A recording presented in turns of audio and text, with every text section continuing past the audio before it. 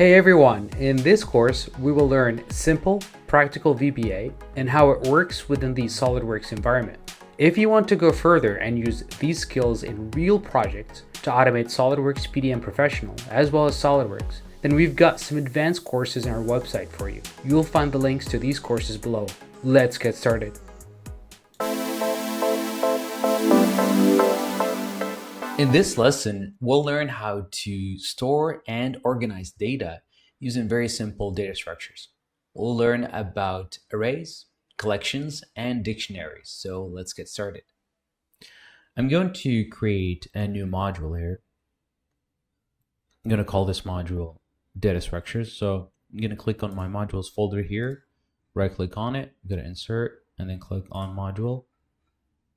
And make sure that my module 1 is selected here. Go to the properties window where I'm going to change the name here to data structure. I'm going to clear my immediate window and then going back here to my data structure module. I'm going to type here main sub main, and then we're going to start with our first data structure. Most common data structure in Visual Basic or VBA is the array. We'll start with the simple fixed size array. Now, the most used data structure type is called the array. There's multiple types of arrays, fixed size or dynamic size. We're going to start initially with the fixed size array. And basically an array stores multiple values under one variable name. Then each value can be accessed by something called an index or an index. That's the position of the item in the array. Let's start by defining an array here called numbers. So every variable declaration starts with dim space and then the name of the array or the variable. This is going to be numbers. But now I'm going to open the parentheses here, specify the first index, which will be here. Let's use 0. I'm going to use the keyword 2, 4, or 5. Let's do 4. Then I'm going to close the parentheses and then as integer. So basically, I'm creating a fixed sized array that has 5 items, and each one of these items is an integer. Now, to be able to set the value in my array, I need to specify the name of the array and then the index. So open parentheses, specify 0, close that parentheses, and then do equal 10. I can do the same thing here, or I can simply use a for loop. So for I equal 0 to 4, to 4. I can do next I. So I can go in here and say numbers at the index. Numbers at the index I would be equal to, let's say, I times 10. And I can immediately debug print the value of my array at whatever index we're at inside of our iteration here. Let me go all the way up here and I'm going to specify option explicit just to make sure that we don't forget any variable declarations. I'm going to dim I as an integer here to start. So I can click on the run button here at F5, and that will show our values of that are in the numbers array in the immediate window. Let's put a breakpoint at the end sub, and I could run our code. So the code has pretty much completed running, except that we are at the last instruction here. I'm going to expand here, show my locals window just to show you the numbers array, which is right here. And then obviously the value here, it's an array, so it doesn't have like a value that could be written in one single field. However, if I can expand the numbers array here, you could see all of the items from 0 all the way to 4, as well as their values. and their types as well. So this would be a really great way of inspecting the value of your arrays during debugging. So I'm gonna stop the execution and then just minimize maybe the locals dialog here a little bit. Notice that we have actually defined the size of the array ahead of time.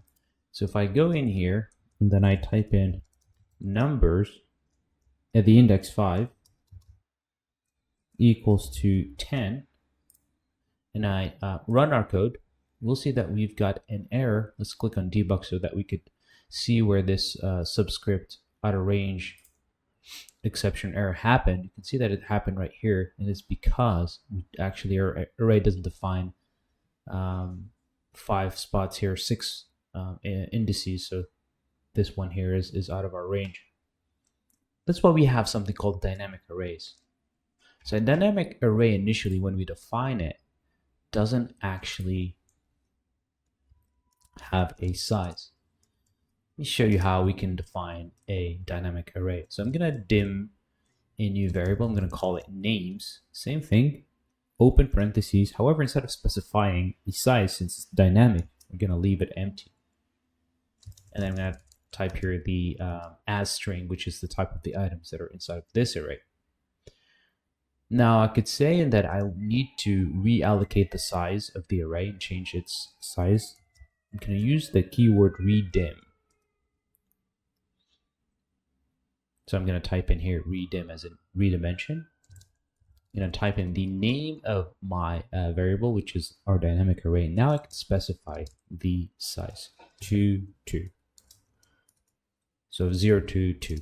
Perfect. This means that we've got an array now that has 3 spots for 3 strings. So I can just go in here and specify, add some data to our array at the index 0. We'll call, we'll set some random names here. So Alice, and then maybe at index 1, it's going to be Bob.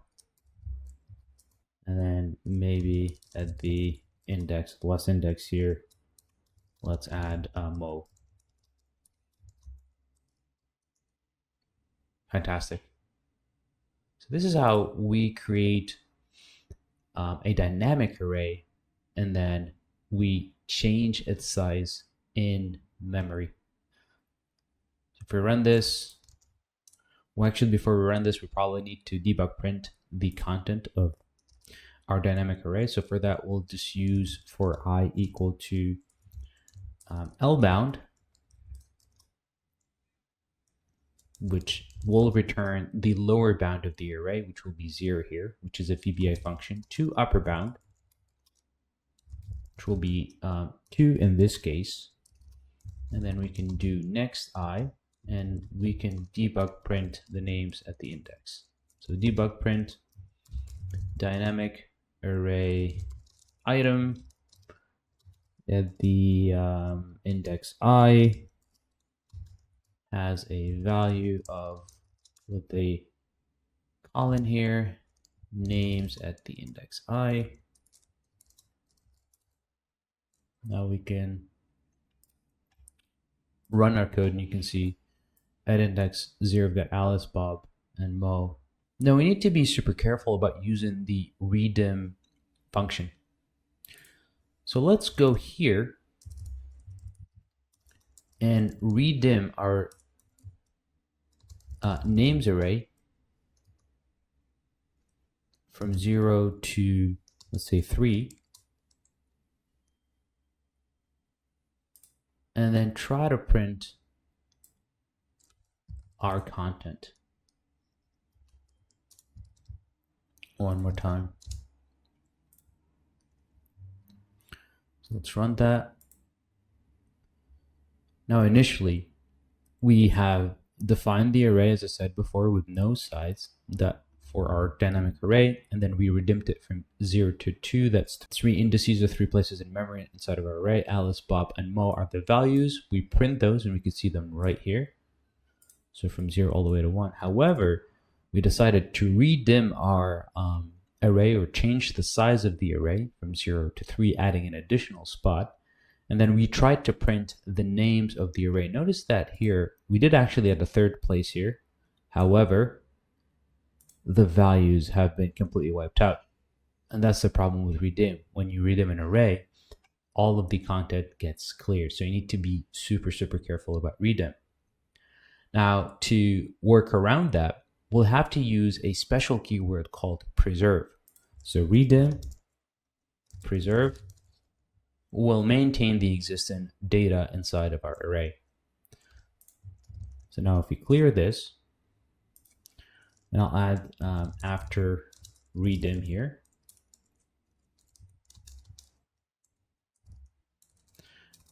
And immediately after ReDim, we're going to change the value at the index 3 here to be Ali. And then we can go back and run our code. And you'll see something interesting. You'll see that the data after redimming has now been preserved. And we also have an additional item that we added. So whenever you do use redim, 99% of the time, you're going to be using the preserve keyword here as well, just to make sure that you maintain the existing data. That's pretty much all the basics we need to know about fixed and dynamic arrays. Let's move on to another data structure here, which is called collections. Now, well, basically with a collection, the items are stored dynamically. There is no need to use the redim keyword, and all of the data gets preserved. And it can be accessed either by an index or by a key, which is optional. So let's see how we can define a collection. So I'm going to create a new variable here. I'm going to call it users. So dim users as collection. Because of the type of the object here, which is collection, it's not a regular data type. We're going to use a special keyword called set to set the value of our users. So set users equals to new collection. This is because most of the data types that we have used in the past are actually called value types. This is because most of the data types we've used in the past are actually value types. The collection right here, which is a new type of data structure, is actually a reference type. And this reference type, when we set its value for the first time, we need to be able to use the set keyword as well as the new. This will be discussed further in the classes lesson. So now, once I have defined my collection and I've set its value to a new collection, I can type in here users and press dot, and I get an autocomplete list here showing me all the functions or the subroutines that exist within the collection. I can add an item, I can see, or I can print or get the count of the items that are in my collection, as well as get the value of an item at whatever index, as well as remove an item, which is pretty awesome. So we'll keep things pretty simple, and when we only add an item, I'll specify simply here the name. Let's add just a few names here. Let's add Martin. Do the same thing, users dot add, and add another name, Sarah, for example, users, and then add one last name here, for example, John. So now let's traverse the content of our collection. We will use a simple for loop. So for I equal to 1 to users.count, because count returns the number of items that we have in our collection. And then we'll use next I. And then within my for loop, I can type in here debug print items or item. And then the index here, I, and then and. Maybe we'll add some space here, and then users, open parentheses, and then using the index, we can get the value of we can get the value at the index I inside of our collection. So that's how we get the value at the index. So now, if I run this, you will see that, let me just clear the dialog here, immediate window, and run data structures. You could see item 1, 2, and 3. Now, if I were to change this to 0 and change this to -1, or we could just leave this at 0, at count as is.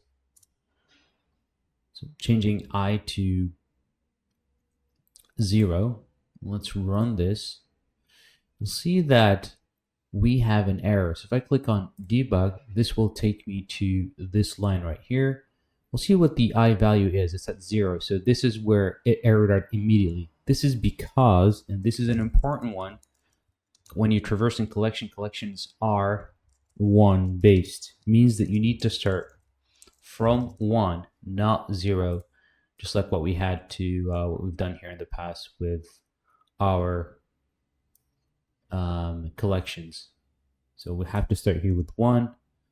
With arrays, we didn't even use for I from 0 to the upper bound. However, if we place a breakpoint at this level right here, and then we'll stop the execution, so you can see that the I here is 0. And then we'll place a breakpoint right here. So that means you can see how our code has actually executed at the index 0, as opposed to what we had here just a second ago. So with the regular fixed and dynamic arrays, you could use from I equals 0. However, with collections, it's 1 base, so you need to start from 1. So this is the cool thing about collections. I like using them quite a bit. I use them in my SolidWorks and PDM macros. I know that I don't have to ReDim or resize them. They change the size dynamically. And what's really cool is that I could also use users.remove, which removes an item from my collection. Now notice here that collection here will allow me to be able to add duplicates. So if I type in here John or twice at least, that's multiple times, right? So if I run this, remove my breakpoint from the start, you'll see that John has been added twice. That is not the case with the next type of data structures.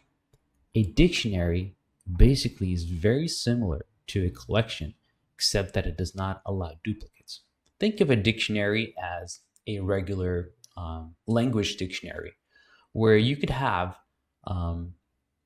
multiple meanings of the word. However, the word only has 1 entry in the dictionary. There are no duplicates, right? So that's exactly what the dictionary data type or data structure allows us to be able to work with. It's a data structure that simply does not allow duplicates. So let's now go about our dictionary and define one here in our code. The dictionary, as I said before, stores things without allowing any duplicates. The structure basically boils down to having keys and values, and it allows us to be able to look things up much faster than collections. Let's start by defining a variable here called DIT. Let's call it dictionary as object, and I'm gonna it's also a reference type, so I'm gonna have to use the set keyword.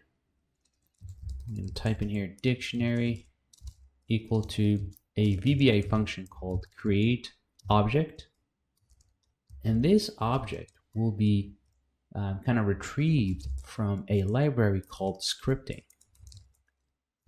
And then the object or the class that we want to initialize here is called dictionary. So this form of initiation is called late binding, and this works just fine if we put a breakpoint right here and run our code. This works absolutely fine. However, if we don't want to use this, let's go to our references, to tools references, and let's go and find the library where this dictionary class exists. If you go and look for Microsoft Scripting Runtime, so Microsoft Scripting Runtime, if I can find that, there it is. Check it, click on OK. I don't have to use the object class here, and I could go here and type as scripting.dictionary and type in here new scripting.dictionary. It's the same thing, except that this type of declaration is called early binding because we've already bound, we've bound the R code to the library, or loaded the library initially. Fantastic. Now to add items to our dictionary, we only need to use a subroutine called add. So I'm going to type in here dictionary, and maybe we can just change the name of our variable here to remove any confusion. So dot add. There's quite a few number of subroutines and functions that we could look up here. Exists is a fantastic one that allows us to be able to see if an item exists or not. That's because, as I said, dictionary only does not allow duplicates. So this would be a function that we will use with an if statement to check if an item exists in our dictionary prior to adding it. Otherwise, if we add an item that exists, then we're gonna get an exception. So I'm gonna type in here add space. I'm gonna specify the key. It's always a pair of key and values when you add an item to our dictionary. So we'll let the key be maybe like a part number, and then the value here will be our description of an item.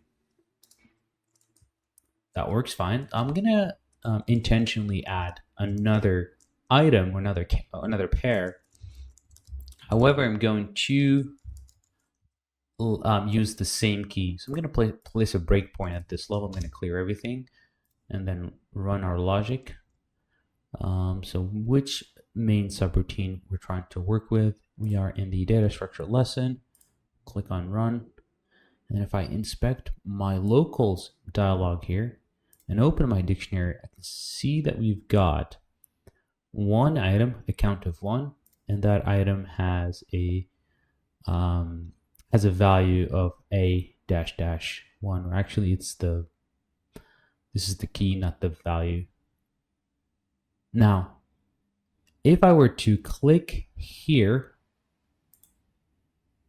and continue my execution, we get an error. This is a runtime error saying that the key is already associated with an element of this collection. So basically it's saying that there is an existing pair that has the same key, which is the reason why we get this error. So if I click on debug, it'll take us to this line of code right here. So now we can go if our dictionary, we'll use the function here exists. Exists is simply going to ask us for the key A001. Maybe I added an additional 0 there. If key equals false, then, and if. So now remove that, place this right here. I just dragged my arrow key up. So now we can press F8 and you can see that our dictionary exists function returns a true, which means that the item exists, and then it skips over adding it one more time. So just wanted to show you how you can check for the existence of an item in a dictionary. Statistically speaking, in terms of execution and retrieval of items, a dictionary is way faster than a collection. So you want to use that if you have hundreds or even thousands of items that you're storing in memory. Now let me show you how we can loop over the items in our dictionary. Maybe prior to that, just continue with adding some part numbers here. So we'll just add a few more part numbers. We'll do a A002. Make that be the gearbox again.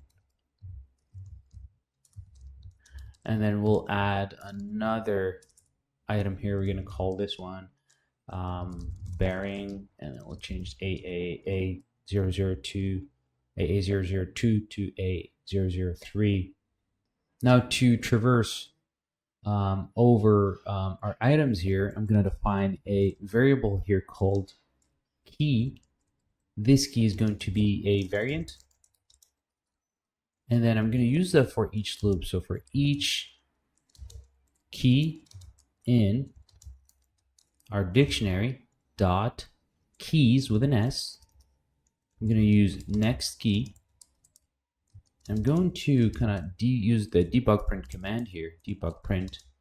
I'm going to use the dictionary variable, and I'm going to use the key here as the indexer. So when you specify the key, it will return the value that's associated with the key. So if you clear this and run this, data structures, click on run, you'll see we've got motor, gearbox, and bearings. Fantastic. Now I could also use another function here to, or another subroutine to remove an item if I'm not too happy with that item. Let's add let's remove the item A003 and place a breakpoint right here and a breakpoint right here. So now if I expand dictionary, you can see that we've got 3 items at this level from A001 to A003. And now if I run this, you'll see that we have lost an item because we called the remove subroutine specifying the key here. Fantastic. Obviously, I could also change the value of the a pair at any time by specifying the dictionary and the key together and use an equal sign. I'll explain that here in a very, very simple example. Let's say that I'm going to add that that bearing again. So I'll add that. And now I'm going to set the value at the index A003. And I want that to be equal to high speed bearing. So I could take my cursor and put it at this level. And I think we've forgotten here a second parameter, which is the value, which will be here. Let's call this bearing. And then we could take this or kind of slide this up, put a breakpoint here one more time. We're getting an exception that the key is already associated with an element and an item. Let's stop our debugging here. Let's run this one more time, remove that.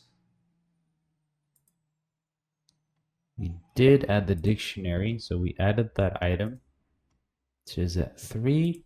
Perfect. Now we are going to set the value of that of this item. Fantastic. I can debug print that perhaps real quick here.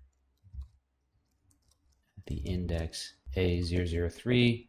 I'll just drag this here and then run this, and you could see that the value has changed, or has it not changed? Let's go here, clear this, and yes, the value did change. We initially started with bearing, and then we set the value at this line, and then we debug printed that using the key, specifying that key as an index in our dictionary. So that's how we add items. That's how we traverse the dictionary using the for each loop and the keys method here that returns an array of our keys. as well as adding and removing items. We just saw that here a second ago. So that kind of summarizes our lesson here about our data structures. If you have any questions, then feel free to post them in the comments section. Thank you for watching, and I will see you in the next one.